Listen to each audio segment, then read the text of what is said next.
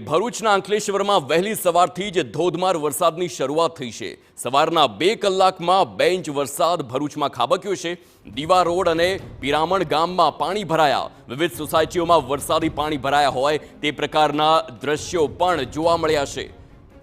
તો સવારના 2 કલાક વરસાદ ખાબક્યો અને 2 ઇંચ વરસાદ પડ્યો છે। દીવા રોડ હોય, પિરામણ ગામ હોય, ત્યાં પાણી ભરાવાની પણ સ્થિતિની શરૂઆત થઈ ગઈ હોય તે પ્રકારના દ્રશ્યો અને સમાચાર ભરૂચથી આવ્યા છે।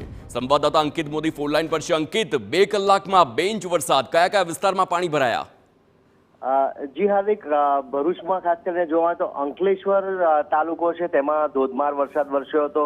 આ ઉપરાંત વાલિયા અને ભરૂચ સહિત હાંસોટમાં પણ વરસાદના દ્રશ્યો સામે આવ્યા છે। ખાસ કરીને અંકલેશ્વરની વાત કરવામાં આવે તો જે પ્રકારે 2 કલાકમાં 2 ઇંચ જેટલો વરસાદ ખાબકી જતા દીવા અને તેના આસપાસના વિસ્તારોમાં પાણી ભરાવાની સમસ્યા આવી હતી।